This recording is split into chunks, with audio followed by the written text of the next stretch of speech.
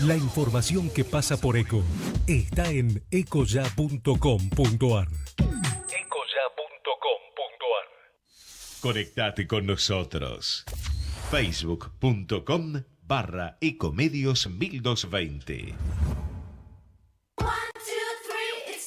Con Personal podés disfrutar de los nuevos packs prepago. 1 GB más WhatsApp gratis por 7 días a solo 60 pesos. Está buenísimo para hacer miles de posteos, subir stories, boomerangs y sumar amigos en las redes sociales. Personal, internet para que todo suceda. Más información en personal.com.ar/packs prepago.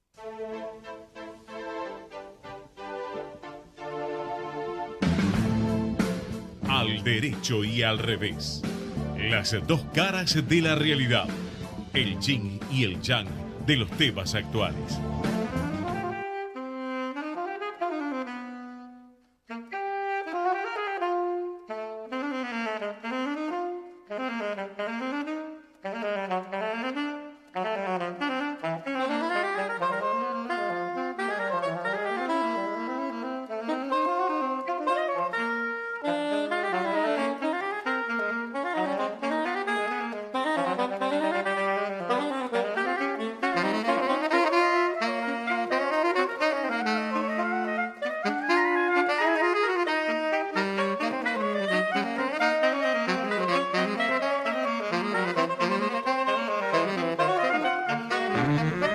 Buenas noches en nuestro 60º programa de Al Derecho y al Revés. ¿Qué dices? Este programa que conducen Alejandro Drukarov, hoy ausente, pero a quien vamos a escuchar porque está presente con nosotros, y Alfredo Poropitkin, con la producción de Federico Politi y con nuestro gran operador de siempre, que es Gerardo Subirana. Bien, el programa de hoy, un programa especial. Tenemos aquí en el piso dos grandes personas, amigos y amigos, sí, tenés señor, razón. amigos. Uno de ellos de gran corte académico, sí. Y que lo hemos escogido fundamentalmente porque hoy es el Día del Docente Universitario. Mira vos, con lo cual lo voy a felicitar, a presentar y a felicitar. Y nos tenemos que felicitar todos nosotros también, entonces. A Marcelo Camerini, y entonces de este lado estaremos los profesores universitarios. Lo que tiene Marcelo es que además es un gran autor, un prolífico autor de obras de derecho, y un gran abogado y un gran conocedor de derecho comercial y de la actividad bursátil, que ha hecho de eso su especialización en la vida. Bien, también nuestro otro invitado es Carlos March, líder y referente de la sociedad civil, que nos hablará sobre las ONG, y Alfredo lo presentará después cuando le concedamos la palabra. Bien, el programa de hoy entonces estará compuesto por 3 fases. La primera de ellas es la presentación de la última obra de Marcelo Camerini, que la ha escrito conjuntamente con Eduardo Barreira Delfino, otro gran especialista en derecho bancario y en derecho bursátil también. Déjame agregar, Adalberto, sí, que Marcelo, tiene varias obras. Él es muy modesto, no lo va a querer mencionar en detalles, pero yo le he descubierto por lo menos 5 o 6 libros, al menos, solos o con coautoría con alguien más. Pero además tiene publicadas en revistas especializadas del derecho, como la editorial La Ley, o El Derecho también, la revista El Derecho. Tiene publicaciones pero casi permanentes, yo diría hasta mensuales. Es muy intenso el trabajo de producción que hace Marcelo, y que, ahora lo estamos invitando específicamente por uno de sus libros, pero digamos que además del que ahora vamos a presentar, que es el último, tiene, por ejemplo, Contratos de futuro sobre dólar. Creo que este es un libro tuyo, Marcelo, estoy en lo cierto, hoy con una actualidad impresionante, donde el dólar es el tema de todo momento, de todos los medios de comunicación. Otro libro es La transparencia en el mercado de capitales, otros tratamiento integral del fideicomiso, mercado de valores. Bueno, debemos decir que Sí. Marcelo ha sido, con relación al fideicomiso, que no es uno de los contratos primitivos del derecho argentino, sino que fue incorporado con el tiempo, es uno de los primeros que se refirió al tema y ha tratado el tema con mayor profundidad. Y también otra cosa que olvidé decir de entrada, Marcelo, además de docente universitario en nuestro país, es un docente universitario en el extranjero. Sí, permanentemente invitado. Y permanentemente invitado al extranjero. Déjame, Adalberto, que anuncie que tenemos en comunicación telefónica desde Europa a nuestro co-conductor, el amigo Alejandro Drukarov, que lo saludamos porque hace como un mes que no estamos en contacto directo. Hace un mes que nos Esperamos que regrese pronto, así que si nos estás escuchando, Alejandro, buenas noches y esperamos encontrarte bien. ¿Dónde estás? Parece que no está tan así la comunicación, Dan, en un segundo más seguramente se va a reponer. Mientras tanto, seguiremos comentando y que el último de los libros por el cual tiene hoy presencia aquí Camerini se titula Financiación para Emprendedores y Sociedades de Acciones Simplificadas. Pero volvemos a la comunicación telefónica. Buenas noches, Alejandro, ¿cómo estás vos? ¿Nos estás escuchando bien? Todavía no. Otro minuto más, otros segundos más. Y estoy en lo cierto, Marcelo, este es el último libro de tu especialidad, Financiación para Emprendedores y SAS. ¿Qué son las SAS? ¿Qué es esto de la financiación para emprendedores? ¿Por qué se te dio por escribir esta temática que me parece que es bastante novedosa, ¿no es cierto? Buenas noches, muchas gracias por la invitación a este programa y también muchísimas gracias por los elogiosos conceptos que han hecho de mi persona, que seguramente son inmerecidos y fruto de la amistad que tenemos. Cuando se sancionó esta ley, que la vamos a denominar Ley de Emprendedores, para simplificarla, pero para que la audiencia sepa, es la 27349, la verdad que nos sorprendió gratamente, tanto al doctor Barrera Delfino como a mí, la temática de la ley, y por ser ambos dos personas que casi diríamos hemos dedicado la vida profesional, por lo menos, al desarrollo de las ideas jurídicas de los mercados de capitales y mercados monetarios, la verdad que era una oportunidad que no queríamos dejar pasar. Sí. La Argentina era un país que estaba muy atrasado hasta esta ley porque no tenía legislación en la materia. Cuando estudié los antecedentes me di cuenta que Francia en los años 80 ya tenía ley para financiar a los emprendedores. México tenía, Colombia tenía, Chile tenía. Nosotros tenían en la década del 80 y del 90. Nosotros en el 2018 no teníamos. Probablemente por múltiples circunstancias que exceden el marco del análisis en este momento. Esta es una ley que se hace hincapié en relación a la parte societaria, a la parte de sociedades anónimas simplificadas, y en realidad es un quinto de la ley. Claro. Los otros 4/5 están en otras temáticas, que son sumamente ricas y que por ahí no se conocen adecuadamente y que vamos a hacer algún comentario. Si quieren, empezamos por la parte final para que los emprendedores que nos puedan estar escuchando se saquen alguna duda.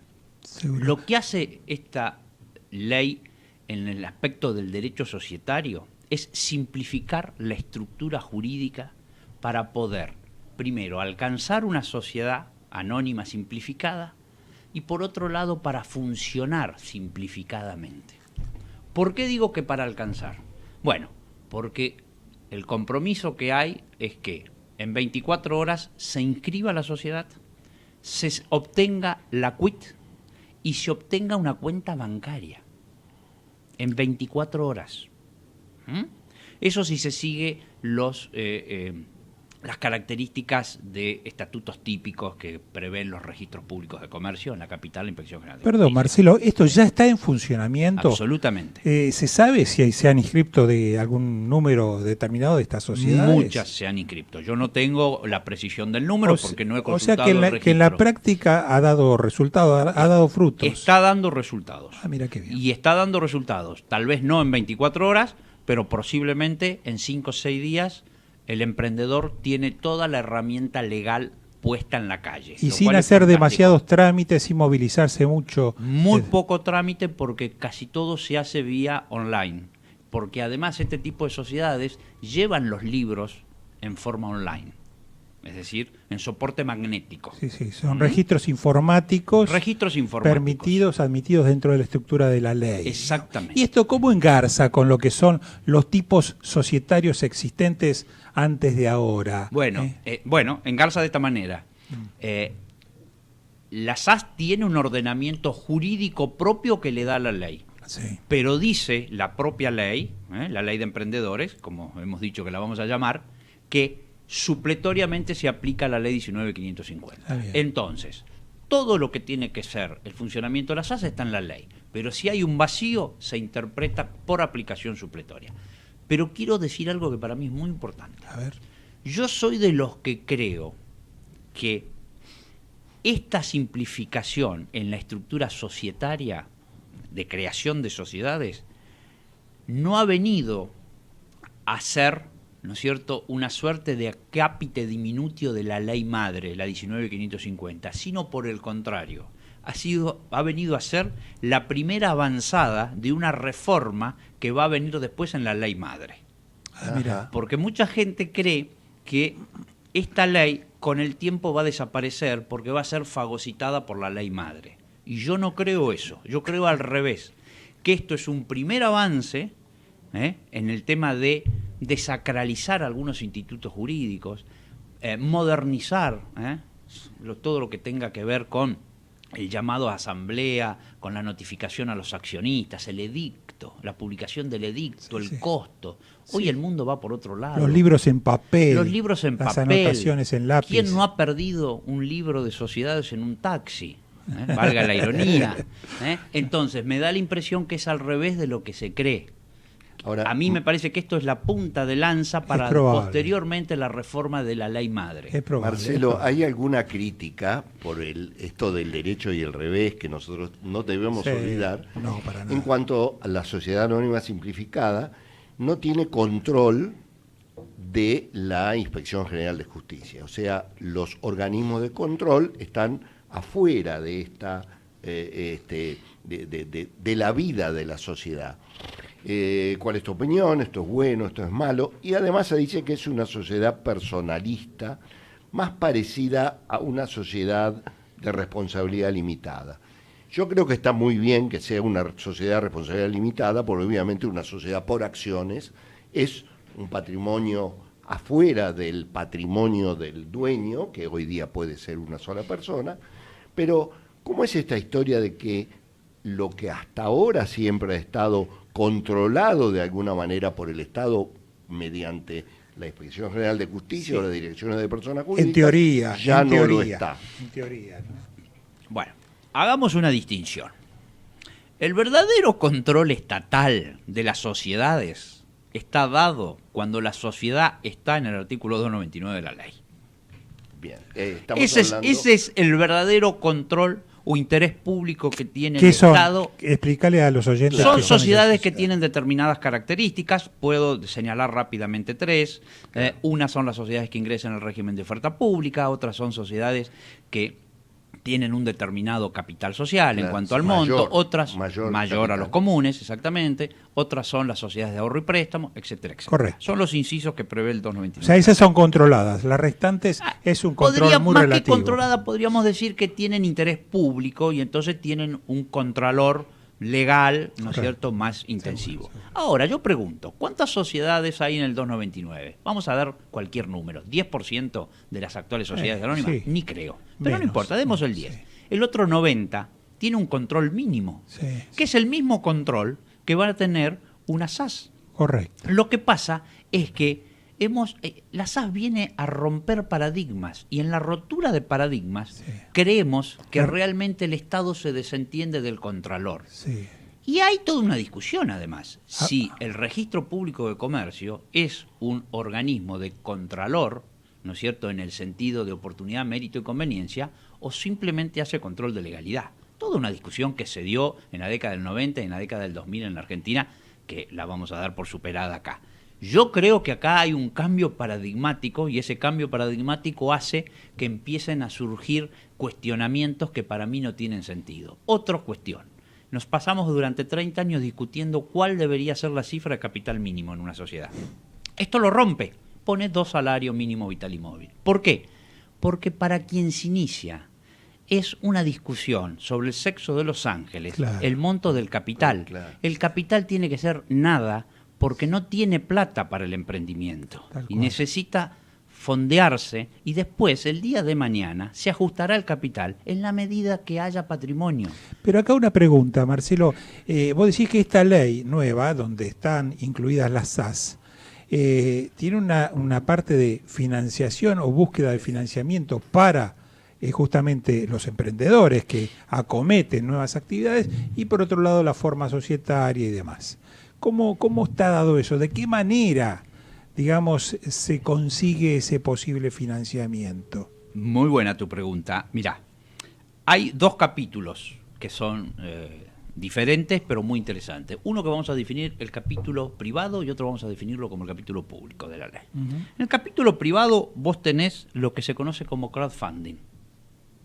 CRAD, ¿no es cierto? Multitud, funding, crédito. ¿Qué nace a partir de esto? A partir de esto nace la posibilidad que vía plataformas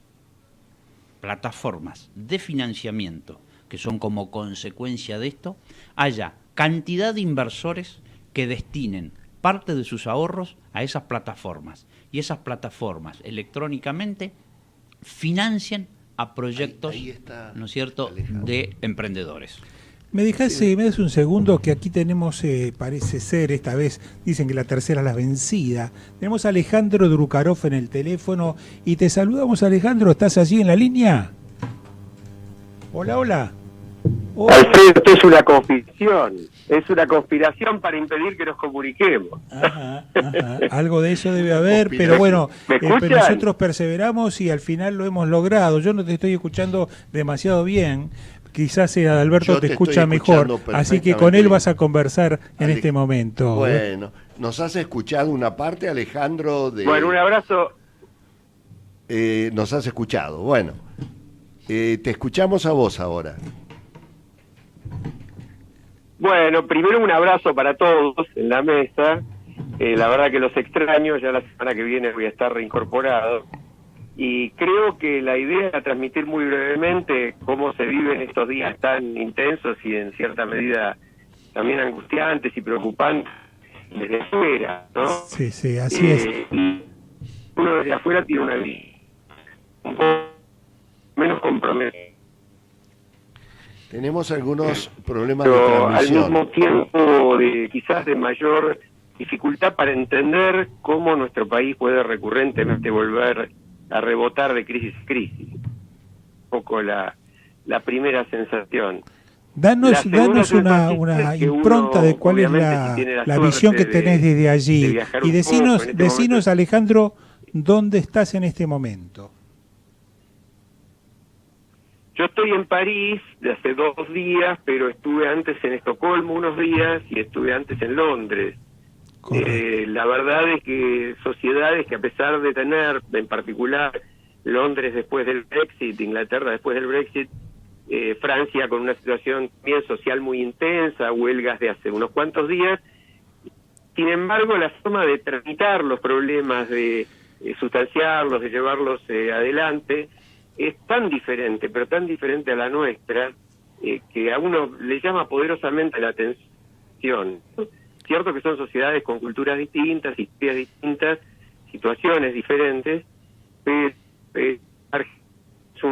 está sumamente complicado y visto fuera a uno un poco más todavía entender, nos cuesta tanto por unos censos mismos, en esas cosas básicas que hacen que la sociedad funcione. Alejandro, discúlpame que te interrumpa, estamos teniendo algún tipo de dificultad nuevamente en la línea. Yo te diría, la semana que viene vos vas a estar acá con nosotros en Buenos Aires y en el programa, ¿es así? Si es así, ¿por qué no nos transmitís en vivo una reseña de tu viaje? Y yo te quiero dejar planteada una pregunta. ¿Qué pasa? Vos me dijiste que estás en París o estuviste por allí. ¿Qué pasa en este momento con el tema de la seguridad en París? Y otra segunda pregunta es, ¿cómo nos ven a la distancia? Si es que alguna noticia de lo que está pasando en la economía argentina llega por aquellas latitudes, y cómo nos ven, porque nos importa mucho. Nosotros acá vivimos una interna determinada, pero nos interesa mucho cómo nos ven desde afuera hacia aquí. Así que yo te diría, por ahora dejemos planteados estos interrogantes y la semana que viene lo volvemos a tratar. ¿Qué te parece? Sí, me parece bárbaro porque la comunicación es muy, muy complicada y yo creo... Bueno, se nos volvió a cortar. Y aprovechamos esta interrupción primero para saludarlo a Alejandro a la distancia y agradecerle este esfuerzo o este intento. Pero yo diría que presentemos por un segundo a nuestro otro invitado del día de hoy, que es Carlos March. Ya hizo una presentación Adalberto sobre quién es Carlos March. Pero yo quiero decirles que además de ser un amigo de hace unos cuantos años, nos sentimos honrados de tenerlo aquí porque para nosotros es como la imagen de lo que es la sociedad civil representada en una de las personas que más respetamos, creo que todos los que tenemos algo que ver con las organizaciones sociales, las ONG y demás. Carlos fue titular, ha conducido Poder Ciudadano en sus primeros momentos, en sus primeras épocas. Carlos también ha escrito un libro, creo que lo ha mencionado recién ya Adalberto, sobre la misma temática. Y bueno, y estamos preocupados, interesados, porque vemos que las cuestiones políticas, sociales, en nuestro país siguen dándose, siguen avanzando, pero las sociedades civiles no tienen una adecuada inserción en los espacios públicos, no hay un reconocimiento suficiente, por lo menos desde nuestro punto de vista. ¿Esto es así, Carlos, o estoy equivocado? Bueno, buenas noches y gracias por la presentación. No, es bastante así. A mí me parece que la sociedad civil podría, por un lado, con estrategias propias, aumentar su capacidad de incidencia y articularse sobre todo mucho mejor. Y por otro lado hay un concepto desde mi punto de vista bastante errado del sistema político que entiende a la sociedad civil, a las organizaciones de la sociedad civil como una competencia en vez de como un complemento en la construcción de política pública, porque muchas de estas organizaciones los controlan, les piden datos, miran de cerca la gestión pública. Entonces, lamentablemente hay un contexto que no ayuda a que se calcula que hay entre 80.000 y 100.000 organizaciones sociales en la Argentina puedan potenciar su trabajo y complementar las políticas públicas. Ajá.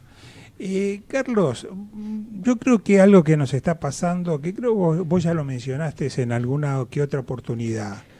En la Argentina se estima que existen algo así como 80.000 o 100.000 ONGs o entidades civiles. ¿No te parece que el número es un poco grande? ¿Qué podemos hacer? ¿Qué es posible como para juntar fuerzas, reducir el número y de alguna forma fortalecerlas para que cumplan un rol más efectivo en la sociedad? Sí, ahí yo creo que confluyen dos cosas, ¿no? Es decir, hay una baja institucionalidad, en América Latina hay una baja institucionalidad, por lo tanto, muchas veces las organizaciones terminan reemplazando muchos roles del Estado. Y por otro lado, hay una tendencia a un liderazgo como hiperpersonalista, ¿no? Entonces, cada uno que tiene una idea quiere construir su organización social.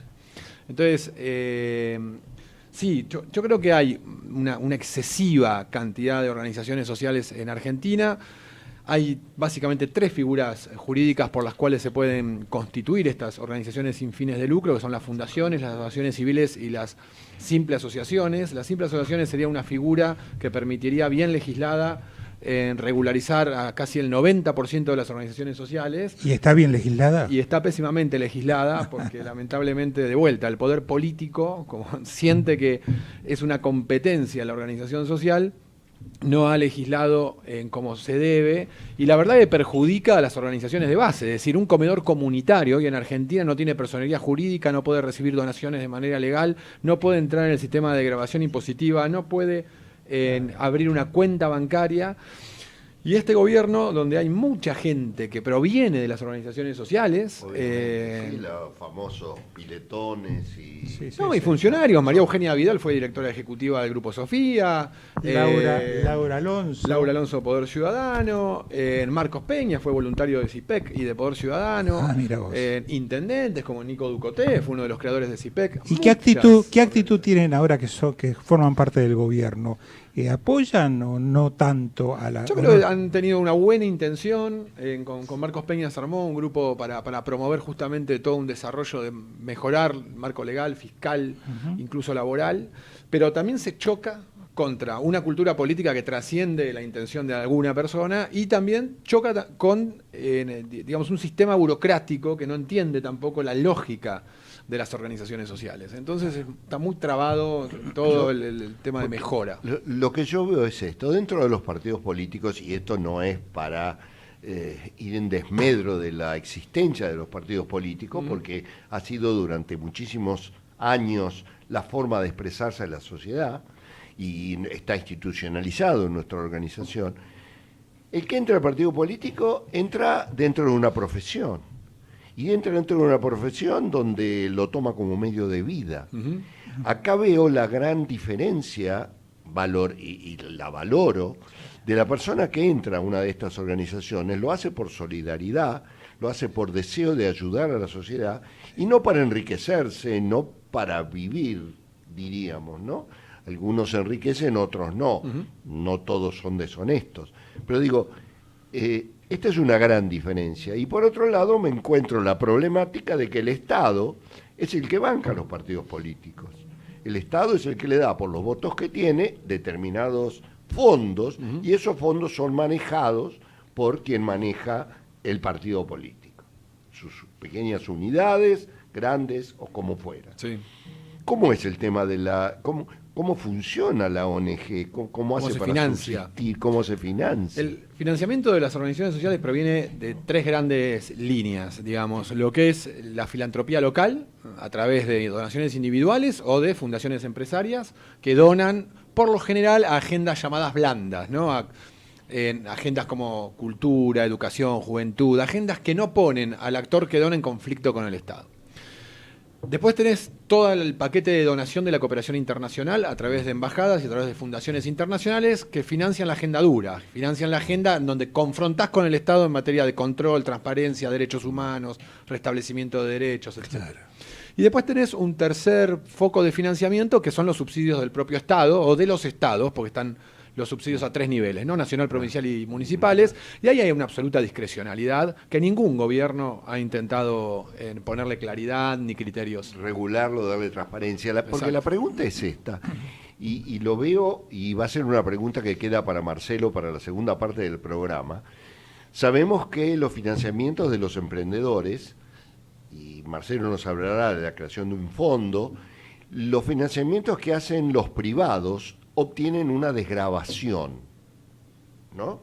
Por financiar un emprendedor obtiene desgravación, y esto es lo que la ley de emprendedores ha tratado de llevar adelante, no sé con qué éxito o perspectiva. Sí. En las ONG, quien aporta a una ONG, ¿obtiene desgravación de sus ganancias? No, está restringida a 4 categorías muy específicas. En la época de Cavallo se restringió. Y que abarca, por ejemplo, en educación, pero a entidades que estén reconocidos en el ámbito del ministerio, a financiamiento de ciencia y tecnología, pero también en un ámbito muy reducido, y por supuesto, sí podés desgravar si donás a fundaciones que provean de insumos a la actividad política. Es decir, que, digamos, si un político crea su fundación, vos podés desgravar esa donación. No, está hecha prácticamente para eso. Mira, vamos a ir ahora a una pausa que tenemos que hacer, pero mientras podemos dejar planteada una cuestión, porque algo que creo que omitimos mencionar es que Carlos March es titular de una entidad de una de las categorías que él mismo mencionó, que es Avina. No mencionamos Avina, ¿no? Avina, ¿sí la mencionamos? Bueno, Avina es una de las pocas entidades multinacionales, o internacionales al menos, que da un importante apoyo a las organizaciones sociales, y como él dice, es una de las entidades que financia la agenda dura, o sea, aquellos actores sociales que luchan contra, por ejemplo, los delitos que perjudican, digamos, a la sociedad, a los ciudadanos, y que provienen justamente de los políticos, porque justamente los políticos van a ser los que menos les va a interesar combatir o aportar fondos en ese sentido. De hecho, en el gobierno kirchnerista, las ONGs, en su gran mayoría, y en especial estas que mencionamos recién, han tenido, digamos, todo el incentivo por parte del gobierno de esa época de que no se financie a las ONGs pretexto de que por ahí se le podía llegar hasta tomar algún tipo de represalias. Esto lo dejamos planteado, a ver cómo se le podría dar una solución, cómo se puede encaminar hacia un futuro, cuál podría ser un camino para que de pronto las ONG, la sociedad civil, ocupe un lugar de mayor preferencia, de privilegio dentro de lo que es el espectro de funcionamiento de la sociedad. Pero lo dejamos planteado para después de la pausa. Ok.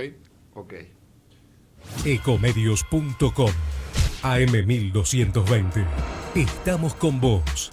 Estamos en vos. Descarga gratis de tu celular la aplicación Ecomedios. Podés escucharnos en vivo, informarte con las últimas noticias y entrevistas en audio y video.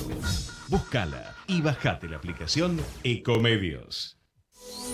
Podés vernos en vivo en ecohd.com.ar.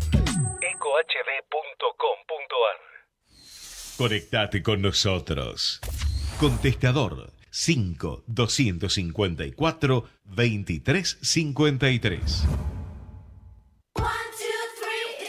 Con Personal podés disfrutar de los nuevos packs prepago. 1 GB más WhatsApp gratis por 7 días a solo 60 pesos. Buenísimo para subirte al bondi en hora pico, buscar los goles que te perdiste y sentir que los estás viendo desde la popu. Personal, internet para que todo suceda. Más información en personal.com.ar/packs prepago.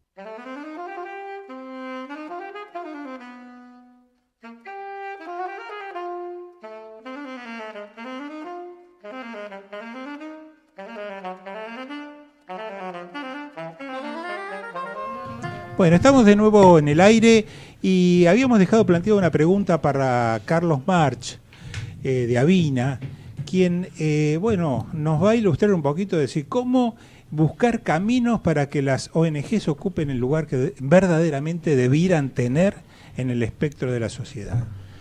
Yo creo que hay varios caminos. Uno es cambiar la cultura del dirigente político que administra el Estado para que pueda entender a las organizaciones sociales como un complemento de la política pública y no como una competencia. ¿Y cómo se logra eso? Bueno, con cultura política y con correrse de un sentido mezquino de hacer política, en donde se siente que si una ONG ocupa determinada agenda, sale en determinado programa, le resta visibilidad, electorado, etcétera, a un político. La verdad que me parece un pensamiento antiguo y que además no se ajusta a la realidad, porque son sistemas distintos. El sistema político se mueve desde la representación, el político sí representa al ciudadano. La ONG no representa a nadie, la ONG lo único que hace es impulsar agendas de interés colectivo. Correcto. En la medida que lo hace bien, tendrá legitimidad para hacerlo, y en la medida que legitimidad mal, que lo hará mal, o que lo hace mal, tendrá que cerrar. Entonces, no hay una competencia, sí, yo veo mucha complementariedad. Lo segundo es mejorar el marco legal fiscal que elige que rige a las organizaciones sociales. Las organizaciones sociales se la pasan administrando insustentabilidad. No hay forma de construir una ONG sustentable con el sistema que hay actualmente legal, y además el sistema perverso de donaciones, que también no tiene que ver con lo legal, sino con prácticas y lógicas que sirven en el primer mundo, donde hay mucha cultura de donación individual. Entonces, las organizaciones financian sus gastos con donantes individuales, y los donantes programáticos, ¿no?, las fundaciones, etcétera, le agregan valor, pero ya tienen resuelto el día a día. En Argentina se financian con la lógica de programas, pero como no hay cultura de donación individual, entonces la ONG tiene financiado un programa durante un año y no puede pagar la luz al mes que viene. Es decir, tenés programas fuertes en instituciones débiles. Bueno, volvamos ahora. Muchas gracias, que nos has aclarado mucho estas dudas que nosotros teníamos. Volvamos a Marcelo Camerini y a la pregunta que había quedado en el aire y que había hecho muy inteligentemente Alfredo, que es la de decir, bueno, ¿qué pasa con los fondos? Llega la hora de la verdad, los necesito al inicio, ¿cómo se desarrollan? ¿Cómo terminan? ¿Qué pasa con este fondo que se creó y que nosotros vemos organizado en la ley?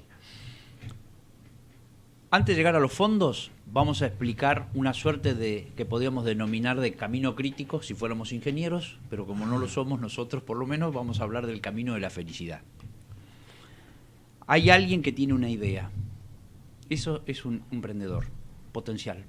Una idea con ganas de desarrollarla, una idea innovativa, algo que no es común, pero no tiene recursos.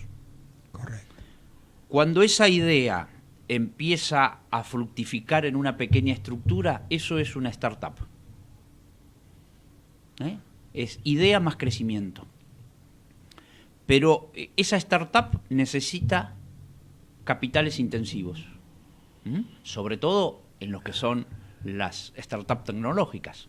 Tal cual. Probablemente una startup que sea de otro tipo de rubros será menos capital intensiva. Y entonces acá viene lo que recién nos preguntaba Adalberto, las fuentes de financiamiento. Y entonces ahí hay dos, la pública y la privada.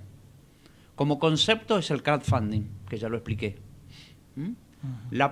Eso es básicamente las fuentes de financiamiento privadas en el crowdfunding, son plataformas que se organizan bajo sustento tecnológico, internet, pero finalmente lo que le interesa por ahí al oyente, ¿quién es el que pone el recurso? El que pone el recurso es el mercado vía el público inversor. Bueno, a ver, yo te interrumpo, Marcelo. Plataforma, a ver, ¿entenderá nuestro público qué son esas plataformas? ¿Lo podemos explicar un poco más? ¿Son títulos? ¿Son aportes? Plataforma es una organización, de personas y de tecnología. Ajá. Esta radio puede ser tranquilamente una plataforma, porque son personas que hacen la radio, pero también hay un montón de tecnología que permite que vía la onda llegue al oyente. Entonces las plataformas son estructuras básicamente formadas por la tecnología a los efectos de captar ahorro en los mercados, y finalmente ¿quién es el oferente de esos ahorros? Es el público inversor. Claro. Ese ahorro se canaliza, no se canaliza con presencia física, porque la presencia física ha terminado. No es que el ahorrador va a un banco y pone la plata y un señor le recibe la plata. Hoy todo eso se puede hacer por medios informáticos y por la utilización de las redes de Internet. Claro, es la desmaterialización absoluta, por eso se habla de plataformas. Claro. De hecho, para los que quieran seguir investigando, la Comisión Nacional de Valores ha dictado una resolución, la 717, que reglamenta estas plataformas, porque por supuesto estas plataformas van a tener dueños, porque estas plataformas van a ganar una comisión en la intermediación. Marcelo, tengo una pregunta, una duda. Después te continúo cómo sigue el camino de la felicidad. Quisiera que continúes con ese camino. A ver si llegamos, porque yo escucho hablar de la fintech. Bueno, ahora vamos a la fintech ya es la especialidad. Ajá. Después de esto está la plataforma pública, que es el FONSE, que es un fondo fiduciario público donde el Estado va a ser el que va a fondear a los emprendedores. Habrá una organización que determinará cuáles son los emprendedores que categorizan las startups, y a esas el Estado le va a dar determinados créditos, por supuesto que entiendo que serán blandos. Correcto. Y estará asociado al éxito. Porque el otro concepto es que muchos de estos inversores que financian startups están financiando un potencial éxito. Claro. Entonces, no todo es la tasa de interés absoluta como un prestamista, sino que acá habrá un interés y también habrá una compensación por el capital inicial atento a el éxito del proyecto. Si fracasa, bueno, probablemente perdamos todos, porque también existe en esto la ética del fracaso. Claro. Muy bien, los países más avanzados en esta materia, cuando está la startup y esta startup ingresa ya en plataformas de financiamiento, tienen lo que se llama capital semilla e invernaderos. Aunque le parezca mentira, parece que estamos en botánica, como en el secundario. O en el campo. Sí. O en el campo. Incubadoras. Bueno, incubadoras, son incubadoras. Claro. ¿Qué hacen? Este pequeño proyectito, lo que hacen es someterlo a una suerte de tutoraje. Ah, mira. Y claro, porque es una forma también de acotar el riesgo. Seguro. ¿No? Porque posiblemente muchísimos de estos proyectos no lleguen a ser éxitos, pero posiblemente también los que sean éxitos muy grandes. ¿Y quiénes actúan como tutores? Las organizaciones de personas que generan lo que se llaman este tipo ¿cómo se llama? De invernaderos. Y entonces van promoviendo y van mejorando la idea que el emprendedor tiene. Y cuando están bajo un sistema ya de flotación, lo dejan que siga adelante. Vos me preguntabas qué son las fintech. Sí. Bueno, por supuesto que una vez que el emprendedor, la startup se desarrolló y ya empezó a tener mercado, ganancia, empieza a funcionar como una empresa y tiene la estructura legal de las SAS. La fintech es la competencia que se viene a los bancos en el mercado minorista. ¿Son bancos sin estructura? Podríamos decirlo así. A ver, ¿quién es hoy por hoy quien más está intentando desarrollar la cultura fintech en la Argentina? Mercado Libre. ¿Vía qué? Vía una fintech que se llama Mercado de Crédito. Mercado de Crédito da financiamiento a quien lo requiera cumpliendo las condiciones que sean. Mercado Pago. ¿Mercado Pago? Creo que es Mercado Pago. Sí, bueno, no sé si es Mercado Pago o Mercado de Crédito, pero bueno, alguna de esas dos es. Esto viene a cambiar la matriz de financiamiento en el sector, ¿no es cierto?, minorista. En el mayorista no.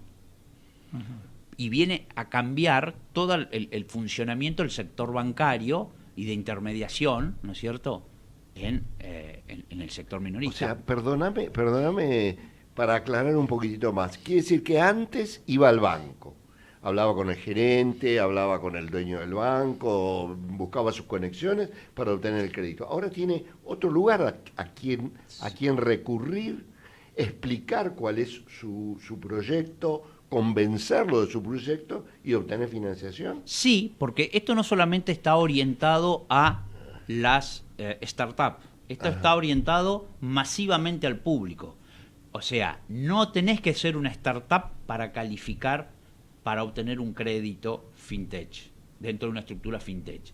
El crédito personal que vos le pedías al banco a sola firma, hoy se lo pedís no al banco, que por ahí te pide algunos requisitos mayores o te cobra una tasa de interés mayor, se lo pedís a una fintech, que te lo da a sola firma y tal vez con menos requisitos y con menos tasa de interés. ¿En el mercado financiero ya están funcionando? Sí, ya están funcionando. Y es más, debo decirlo públicamente para que se sepa que bajo la administración del actual presidente del Banco Central se ha trabajado y se trabaja intensamente para que esto se desarrolle, aún con la oposición de las cámaras bancarias, que por supuesto ven una acechanza a un negocio.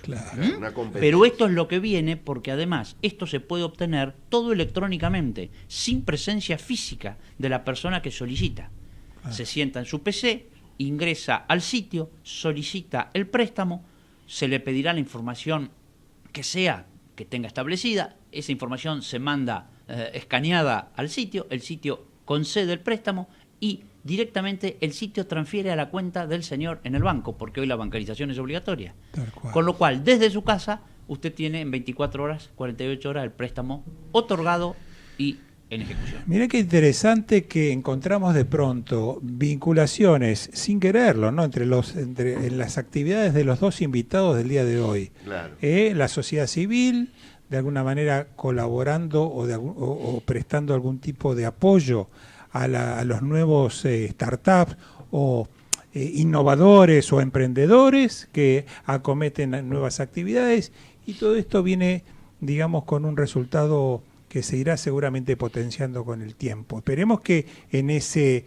digamos, en esa mayor dinámica, el desarrollo de toda la sociedad civil obtenga sus frutos, sus resultados, que seguramente van a ser más actividad económica, mayor cantidad de empleos, más posibilidad de, bueno, apuntar a resolver la problemática del además empleo. Mejores inversores, o sea, mayor cantidad de inversores que confíen en el sistema. Eso es bueno, y a mí se me ocurre que la ONG, alguna ONG, según cuál sea su orientación, podría concientizar a la gente que quiere incorporarse para ser parte de este programa que ha descrito Marcelo. Sí, a ver, las organizaciones sociales vienen impulsando desde hace rato el concepto de responsabilidad social empresaria, que ya está bastante metido en el mercado. Desde mi punto de vista todavía hay mucho para hacer entre lo que se dice y lo que se hace, no hay una gran brecha todavía para trabajar ahí, pero además están surgiendo formatos empresariales que de alguna manera juntan lo que explicaba Marcelo,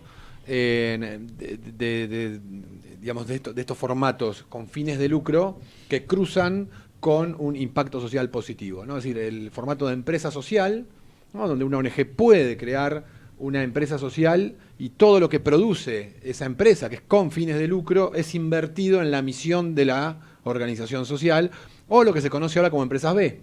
Claro. ¿No? Donde son empresas que reparten incluso utilidades, pero en su estatuto ya tienen puesto ahí el impacto social que va a generar esa actividad comercial, industrial o de servicio. Bueno. Entonces, empiezan a haber nuevos esquemas que empiezan a aunar de alguna manera una rentabilidad que genera riqueza social al mismo tiempo que le permite a la empresa, obviamente, acumular ganancia para seguir invirtiendo. Ahora, Marcelo, una pregunta, y el programa, como siempre, se nos va de las manos. Hay una nueva ley del mercado de capitales. No te vamos a pedir que nos expliques, que lo harías maravillosamente, pero ¿en qué beneficia a la Argentina o perjudica a la Argentina esta nueva ley de mercado de capitales, que yo tengo entendido ha receptado alguna de tus ideas expuestas alguna vez en alguno de tus trabajos publicados? Correcto, desde la semana pasada tenemos una nueva ley de mercado de capitales, es una reforma a la ley 26831 y es la ley número 27440, para que el oyente se vaya familiarizando con los números. Yo creo que es una ley muy positiva, es una reforma muy positiva. Por supuesto que cuando leo todo el articulado, siempre alguna cosita más me hubiese gustado agregar, pero bueno. Obvio, seguro. Son las cosas que suceden con el trabajo de otro. A ver, básicamente nos vuelve racionales. ¿Qué es lo que necesitamos? La Argentina ha estado mucho tiempo siempre pegando en los guardarrail de las carreteras. Entonces tiene que empezar lentamente a transitar por la mano que le corresponde. Y eso básicamente lo señalo en un punto de la ley. Otro día seguramente haremos un programa porque me parece que hay mucha miga para cortar en esto. Básicamente suprime el artículo 20, el inciso A, apartado 1 y 2 romanos, que implicaba básicamente la facultad para la Comisión Nacional de Valores de designar veedores con facultad de veto de las decisiones del directorio de una sociedad cotizante, o en el inciso o en el apartado 2 implicaba el desplazamiento in totum del directorio por parte de un funcionario de la Comisión Nacional de Valores. Ambos casos casi sin posibilidad de revisión, porque la revisión que se pautaba era en el ámbito administrativo, es decir, no tenía ninguna revisión. Era una especie de expropiación, porque le sacaban el... Sí, tenía un plazo máximo de 180 días, pero el daño que se podía producir en una empresa cotizante, que habitualmente son empresas grandes, por parte del Estado, era irremediable. Con lo cual, eso ya cambia el paradigma, como dije hoy. Estamos en un momento, creo que, de cambios de paradigma. ¿Y qué produce? Me preguntaban ayer en una entrevista que me hicieron, pero finalmente, más allá de las características técnicas, ¿qué produce para usted? Y yo contesté algo que quiero compartir con ustedes. Produce seguridad jurídica, que no es una palabra de modé, no es un latiguillo, no es algo que usamos para oponer conceptos, sino es realmente algo muy importante, porque seguridad jurídica quiere decir ser previsibles. Y si nosotros necesitamos de los inversores, locales y extranjeros, como lo estamos viendo en estos días, tenemos que darle seguridad. ¿De qué? De que el dinero que pongan, que es los ahorros, porque de una persona es el ahorro individual y de un fondo institucional es el capital invertido. Que alguien invertido, exactamente, que alguien le dio para que cuide, nosotros tenemos que darle seguridad, porque es la única manera que ese ahorro se va a canalizar. Y entonces esto trae esto, seguridad jurídica trae la ley. Yo recuerdo que antes se decía, Marcelo, y bueno, pero esto no se va a usar nunca, esto está puesto por si las moscas, diríamos, ¿no? Pasa algo muy grave en alguna sociedad. Y yo creo que lo que vos estás diciendo, comparto tu idea de que las cosas que no se van a usar no tienen por qué estar escritas si es que causan inquietud en el inversor, ¿no? Adalberto, cuando se puso esto en la ley, me tomé el trabajo de estudiar la legislación española y de 2 o 3 países de Latinoamérica. No había ningún país de Latinoamérica, y tampoco España, que receptara semejante intromisión del Poder Ejecutivo en la vida económica de una empresa. Porque además, esta herramienta jurídica la tiene la ley de sociedades. Con lo cual, claro, si el día de mañana una sociedad exactamente presenta un estado de caos, una sociedad abierta, cotizante, de caos tal, que hace necesario recurrir a la intervención, que puede ser factible, la autoridad de Contralor se lo solicita a un juez y está autorizado por la ley a darlo al juez. Sí, sí. Entonces, evidentemente, aquí lo que había era una idea aviesa, una idea de prepotencia, que los argentinos ya probábamos por ese camino y no nos dio resultado. Probemos por ir por la mano que nos corresponde en el sendero o la ruta de las naciones, y es probable que tengamos mejores frutos, por lo menos es lo que pienso. Y yo quisiera girar otra vez más hacia Carlos March y recordar una anécdota de hace unos cuantos años, en donde junto con un grupo de personas, Carlos participó en colaboración, en ayuda de un miembro de la justicia que estaba siendo prácticamente avasallado por el Poder Ejecutivo. No sé si vos recordás, Carlos, el caso del fiscal Campagnoli. Y quisiera que nos recuerdes aquellos momentos, cómo se trabajó y cómo desde la sociedad civil se cumplió un rol realmente interesante que ayudó, o si no, podemos llegar a decir que hasta definió la posibilidad de que el fiscal sea debidamente defendido y mantenido en su cargo. ¿Por aquel momento me equivoco? No te equivocás. Hubo una ofensiva del Poder Ejecutivo en ese entonces por considerarlo al fiscal Campagnoli un fiscal molesto, por investigar a determinados personajes del poder, y le promovió un juicio político.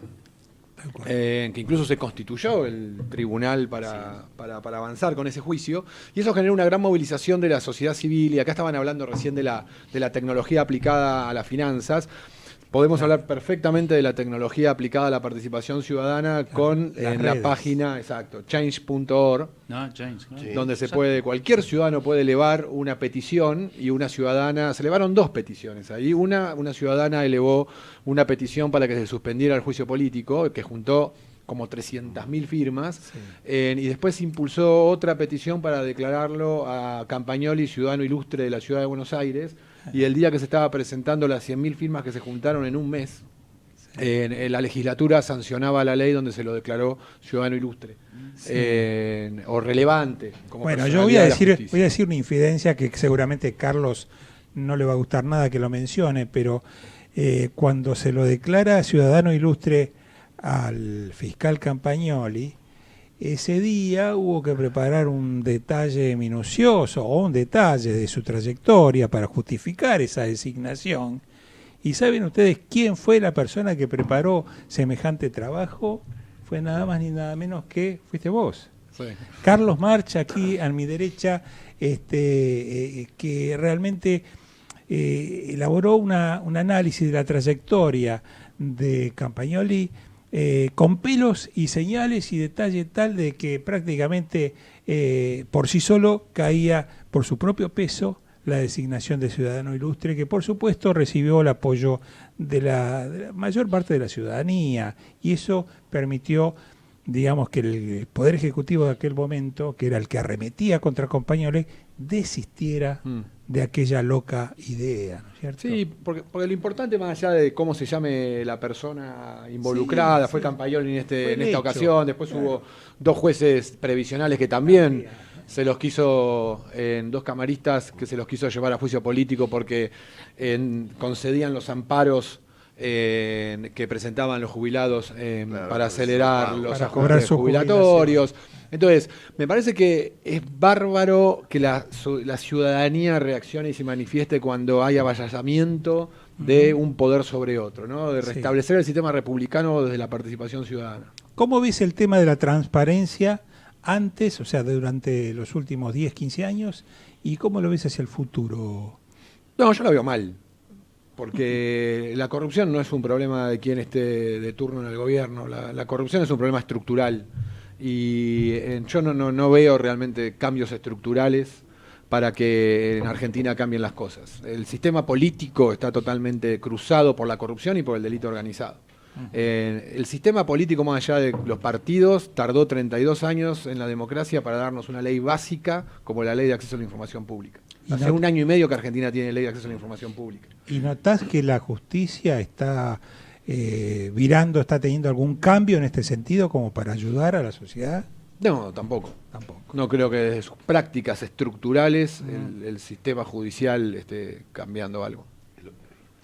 Bueno, la verdad que es apasionante este encruzamiento de información entre lo que se ha venido consiguiendo en estos días desde la legislación comercial y con la presencia de Marcelo Camerini, que nos explicó estas nuevas normas, su presentación del libro referido a las SAS y a los métodos de financiamiento. Agradecemos que nos lo haya traído. Poner un poquito más al medio para que aparezca en pantalla. Ahí vos estás viendo la pantalla, estamos viendo el libro en pantalla. Gracias, Marcelo, las recomendamos a todos porque nos dicen que prácticamente agotando, que rápidamente concurran. Es de editorial Ad Hoc. Editorial Ad Hoc ha sacado este hermoso libro que es completísimo y único en la materia, así que lo recomendamos desde ya.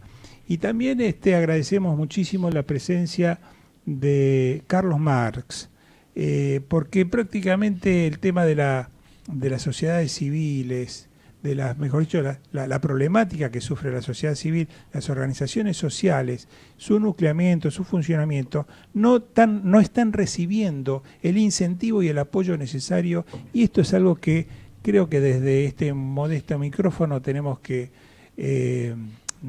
coadyuvar o tender a que esto se modifique, que cambie, que sean reconocidas, porque en sí la presencia de la sociedad civil en la problemática de nuestro país seguramente va a traer mucha luz y soluciones a muchos de nuestros problemas.